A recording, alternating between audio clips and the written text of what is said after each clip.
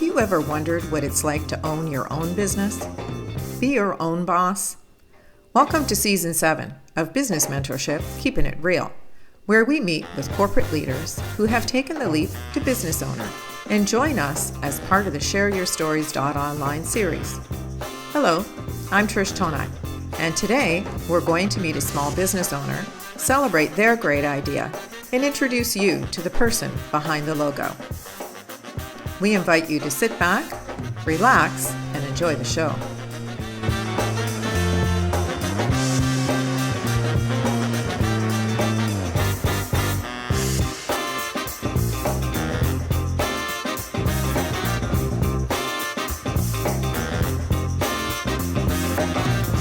Hello and welcome to the show.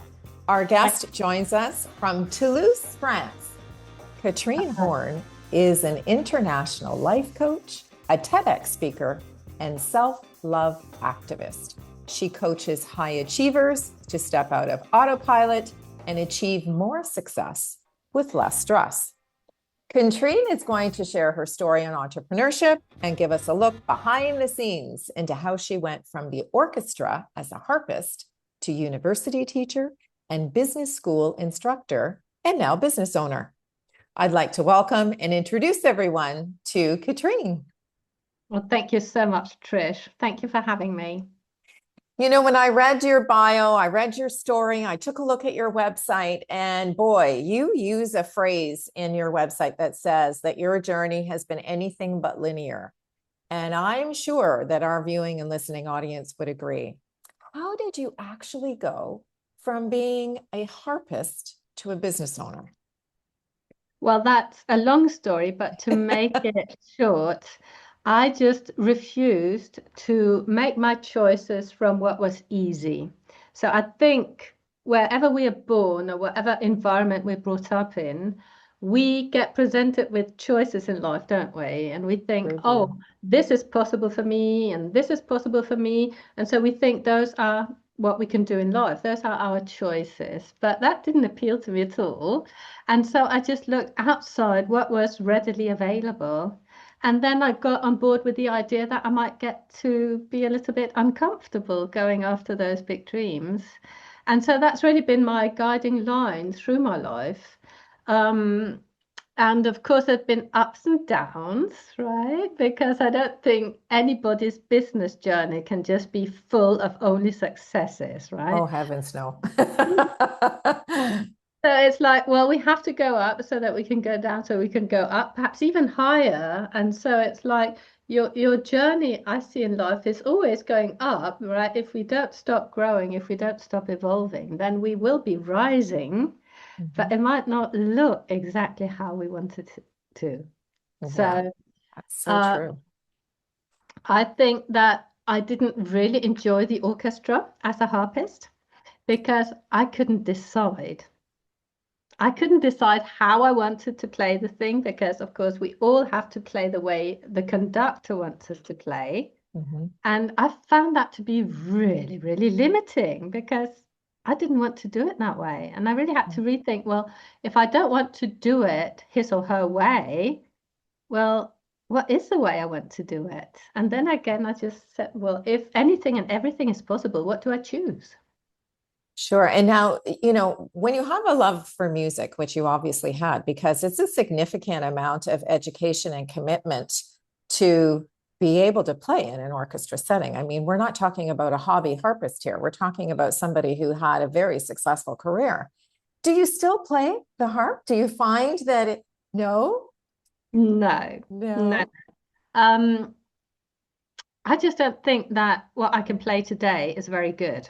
But of course, I can probably play the harp better than most people. Sure. But it's just not satisfying to me because when I was a professional, I would play like 5 or 6 hours a day. And now I can't get that time in, right? That is just not, well, I could if I wanted to, but I'm choosing not to because there's so much else I want to do. And so I really felt that I went as far as I could with my harp. And that was gorgeous. But now I'm onto something new and different. Right. So tell us a little bit about being a business owner, because you specifically work with high achieving individuals, because clearly we attract the people that we actually really are. So you are actually a high achiever yourself, or folks wouldn't find that connection, right? So when you're working as a small business owner, what would you say would be one of the skills that you took with you from, being a harpist and then a university teacher and then a business school instructor and now a small business owner? It is always focusing on what I want, not on what I believe is possible, but what I actually want. So that means I can't go and replicate what you do in your business, Trish. Right. I have to work out, well, what does that look like in my business? And I have to put on my CEO jacket, and then I have to make some tough decisions sometimes, knowing that I'm the only one who can possibly know how I want my business or what I want my business to look like. So I can't go and replicate something that anybody else is doing. I have to be really, really clear on what it is I want. And I find that so easy to be clear on when I know where I'm going. Right. So So I having a know. plan, right? I wouldn't say that. I would say having the vision Okay. and then allowing the plan to unfold. So That's I could really good look. advice. That's very good advice, because you know what? If we don't know where we want to go, how are we going to get there? Exactly. It's like going with your GPS in your car and not telling it where it is you want to go. Well, you Right. might take a long time to get anywhere. And how will you know anyway if you get there? I mean, if we can just get clear on exactly what it is we want, and then not ask the question of how, right? I want to ask the question of who. Who is the Katrina who is running her successful business? Who is she? No, she's not dilly-dallying around with trying to copy what other people do, let's say on social media, Right. right? That to her is just a waste of time. It's not interesting because it doesn't correspond to who she is. So she's somebody who's really, really in alignment with who she is. She trusts herself. She trusts her ideas. Her biggest business tool is actually being still and finding out what's at the bottom of it instead of that, I think, sort of easy shortcut for us that immediately satisfies us is when we take a lot of action. But is it really the action we want to take? Is it really useful? Is that how we saw it to start off with? I mean, we can get so far away from our initial vision if we just keep doing, doing, doing. So I just make sure that I am the person who is running a successful business. And you know what? It sounds to me like you have your own definition for success. You've talked to our viewing and listening audience and to myself by saying you need to know who you are in order to be able to get to the place that meets your vision. How do you attract customers? How do you make the connection with the folks that are actually going to work with you? Because visibility is obviously something that's very specific for you in how you want to make those connections. Where do they come Exactly. from? So I decided what was enough. I find that many business owners, they think they have to be everywhere all of the time. So I just decided here's how I will get my clients. Here's how people will see me. Here's how I will connect with the people I can best serve. And so I decided, having been a teacher, that I love workshops. I love inviting people into a workshop. I love workshopping with them. And then at the end of the workshop, I tell them that they can go on and work with me if they so desire. And so that's how I get my clients. Well, that's brilliant, because clearly the workshop topic is one that obviously folks are interested in, and that connects to what you can help them achieve, right? Exactly. And the brilliant thing here is that I don't have to go looking for them because they will self-select. Right. I put out a topic like last time it was personality isn't permanent. And the people to whom that speaks, well, they will sign up for the workshop. They will come to the workshop or they will watch the replay, doesn't matter. And well, they will be a perfect fit if they are interested in the topic for coaching with me. Now, where do you we'll use the word advertise. Where do you, share this workshop material? Do you do it through, in the community in which you live? Are you doing it through social media? Are you just putting them on your website? What's the vehicle that you're using to share that workshop topic? So I am only on the internet. I'm not doing anything locally, Okay.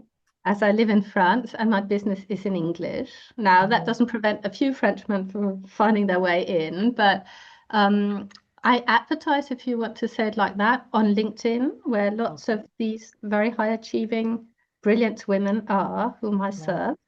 I am on Insight Timer, which is a meditation app that people can join for free.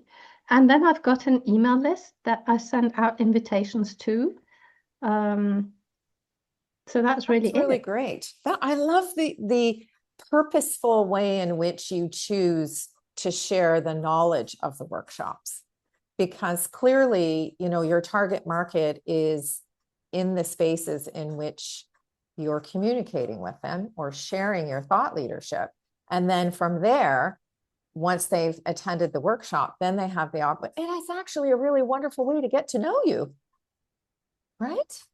Exactly. I like the idea of self-selecting. So my clients choose me. Right. And they choose me because they have seen me in action, if I can say it like that. Yeah. I hope I have already given value so that they can see, oh, yes, it might be a good idea to follow up on this and to keep doing this work. And that feels really good to me because I don't have to do any of the convincing or any of the persuading and all of that. That doesn't feel good to me.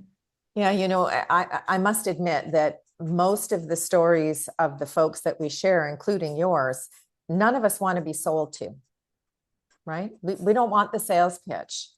What we're actually trying to do is make a connection with the folks who will help us achieve that next level of success, right? In that vision that we have. Exactly. So I love the fact that you're using the word self-select, because that's very, very powerful when you're giving the individual who's clearly a high achiever the opportunity to do more self-selecting. Exactly. And I don't think that women like us, we don't really, we don't want a lot of sales techniques practiced on us. We don't like the language of persuasion, or we don't like somebody telling us we've got a problem. Right. We want the solution. Right. Yeah. Do you find, Katrine, that folks are comfortable with being able to, I'll use myself as an example. Whenever I come to a roadblock and I know that the next level is on the other side of that discomfort that we're going to feel, sometimes I find it very difficult to lay out the roadmap, to try to find, do I turn left? Do I turn right? Do I go straight? We know that what we're doing is not serving us any longer. We want to go to that next level. But sometimes it's very difficult to really tap into what that next level is. Is that a common thing for folks who are overachievers? Well, for people who don't know where to go or what to do or what they want, it's simply that they are still too much under the influence of their programming and patterning. So they can't see beyond that, because once they get out of that, the road is completely clear. They know exactly where to go, how to go there, and what to do.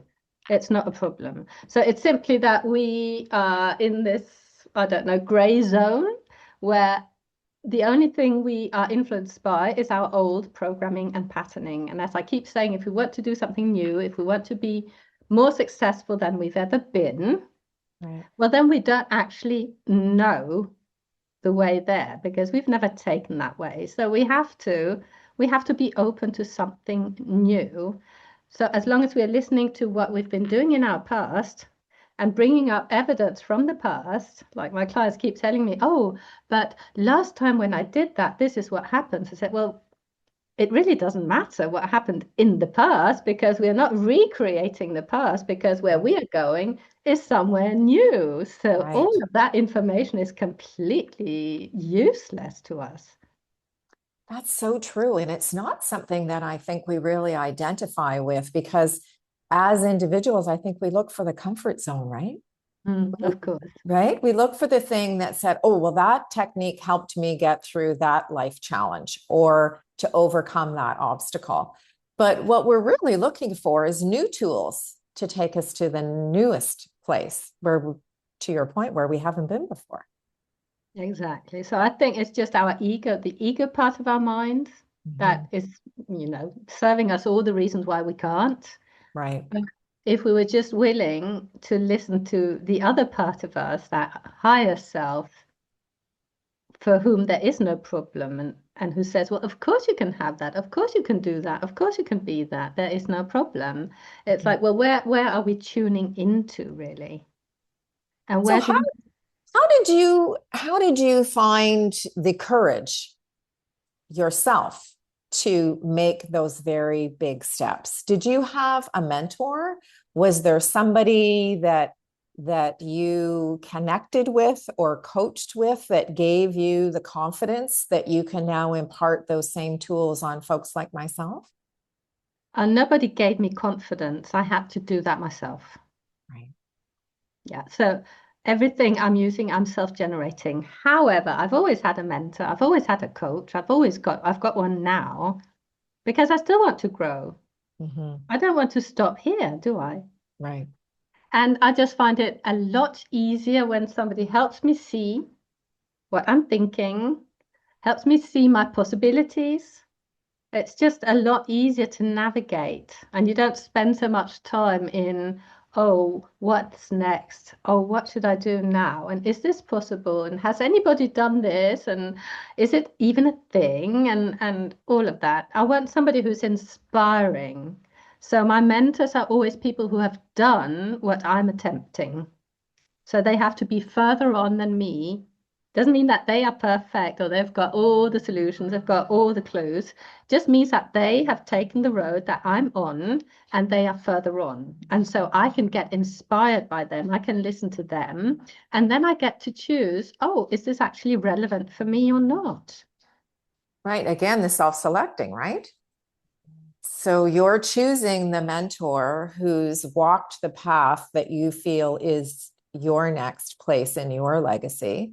And then once you've had an opportunity to connect with those folks, then you can decide if they're going to be able to share the tools that you'll need in order to get there. Exactly. So I love the connection that you make, Katrine, between your own journey, which clearly is one that's very inspiring, and being able to impart that wisdom on folks who say, there's got to be more than this. Yeah, I think we're all meant for so much more. Right. It's our own limiting beliefs that keep us in the place that we are, right? It's what we've been educated into believing, really. Right. Right. Now, if you were to provide a tip or a tool to those who are listening to us, because you've given us a lot of really wonderful things to think about in terms of our own destiny and our own legacy and the life that we want to choose to live, is there a tip that you could give us that would help with the thought process of getting to, I mean, we can envision many different things, but it's choosing the right path that I think becomes the most challenging. Is there a tool that you can share with our viewing and listening audience that will help them get on the road of self-discovery? So there is no one right path. Right. There are many. Okay. So it's more about you choosing to make your path right. And that is through who you believe yourself to be.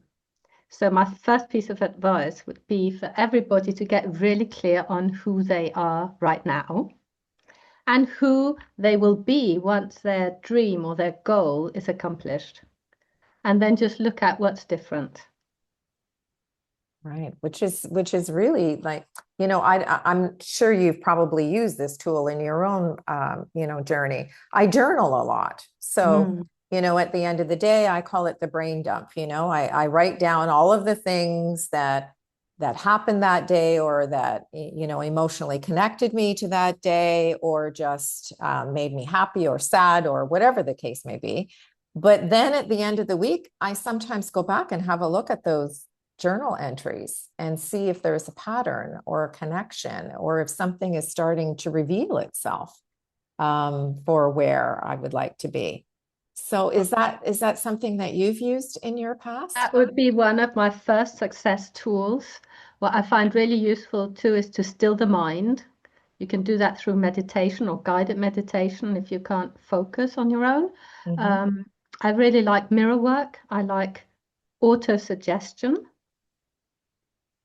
Now that's an interesting theory. Give us a little bit, just a quick synopsis on Well, that theory.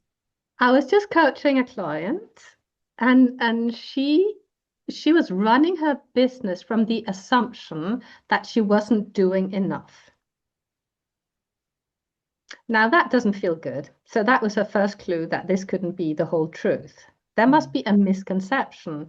So what the thought I'm not doing enough needs to be replaced with something empowering, something that feels good. So she has to auto suggest now that she is doing more than enough. So to be able to do that, she must first know what is enough. And so we decided on what enough was. For her, it was to go to one in-person event per month, connect with 10 new people, follow up with them, and get 3 new clients. So that was her enough. Right. So now she has to suggest to her subconscious, when I go to one event, I connect with 10 people and blah, blah, blah. That is enough. That is what is going to make me successful. And then keep building on that thought Right. to the point where it has overwritten the old thought. And how we talk to our subconscious mind is through feelings. So we could immediately go in and have her feel so accomplished, so successful, have her feel so proud, so joyful to be serving, all of these good feelings. And if she could start feeling them right now, well, then she would get her subconscious on board much sooner. And then instead of sabotaging her efforts, it will actually support her efforts. Right. And it will attract the 10 people that may become, those potential clients that will then convert into clients. You're actually, with your own energy, you're going to attract the right people, right? Exactly. Right. Well, I absolutely love the fact that you've taken us on this journey that started with, you being a professional musician as a harpist and saying, it wasn't serving me in that particular time. You loved what it provided you in your life. And then you moved on to a new challenge. But that's not the end of the story. There was still another challenge, right? In your own business, Katrine, because you're clearly successful, you've had many successful stages in your life's journey to this point. Is there something in your future that you feel will be another change or another dynamic that you'll be bringing into your journey? Definitely. My dream is to live in a chateau, and chateau is just French for castle. So as you can see from my background, I'm just practicing, but I'm actually going to move into a castle so that I can create a community of like-minded people where we get to enjoy spending time together with lovely meals, lovely conversation. When I say lovely conversation, I like stimulating conversation, and that doesn't mean we have to agree on everything. What I like is having my mind expanded, open to new ways of seeing things. So that's really the kind of environment I'd like to create for myself. And the chateau is about beauty. I am very, very stimulated and inspired by beauty, inside and out. So I think that the more beauty I can create in my life and share with other people, the more fulfilled I feel, the more, I don't know, just alive, I would say. There's an aliveness to be really using all of who you are. That is my next stop. And it's also a privilege, right? Because not many folks are able to realize the dream because they can't overcome the obstacles. So I love the fact that you're giving people the opportunity to realize the dreams, take the dream and make it a reality, and that you've shared with us that the journey never stops. It just keeps expanding until, until the end of our days. Hopefully we'll always be learning something new. Well, I, for one, would like to be one of the people who get to join you in the castle. So when the castle becomes a reality, put me on your mailing list and make sure that I'm one of the people that has an opportunity to share that with you. So You got thank you it. so much for that. Now, one of the things that we do in our guest blog is we share 3 words of advice. So to wrap up our conversation today and to make another connection with our viewing and listening audience, your 3 words are be, allow, and expand. So give us an indication as to how those words actually drive your journey. So as I said already, it's about who you are more than about what you do. Think about anybody you know. You don't admire them as much. Like, think about a film star you admire or a personality you follow on social media. It's really about who they are, isn't it? Yes. Of course, they can do something that you also enjoy, but really, if they were somebody else and doing the same thing, you wouldn't be so inspired by them, would you? So it's first of all about who we are and the person who takes that action. So I would first of all focus on who do you want to be? And then allowing is, well, how can I say that? Not copying what other people are doing, but really deciding very firmly on what it's going to look like for you.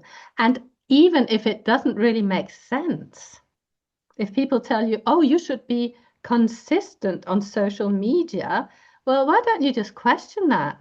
And then ask them, well, what evidence have you got for that? And maybe it might not be true for me. Can I allow myself to do something completely different and have that be successful? I think that's always a good place. And then we always want to be growing, don't we? Of course, we can sit back and enjoy where we've come to. I'm not saying the contrary, but we want to be always expanding. Always, always, always. As you said, we still want to learn, don't we? So it's about allowing yourself to want more, even when you've got a lot. Right? I have got a lot in my life. I can find nothing to complain about. And yet I want more. And that is not because I'm greedy. It's simply to see, well, who am I when I have got that more? And isn't that what really my purpose is here on planet Earth? To be all of whom I can be. And if I start limiting myself, well, then I'm not really living my purpose, am I?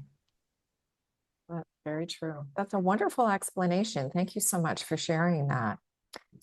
On behalf of our viewing and listening audience, I want to thank you for joining me today and giving us insight into how we can step out of autopilot to dream and embrace boundless possibilities that life offers. So thank you so much for joining me.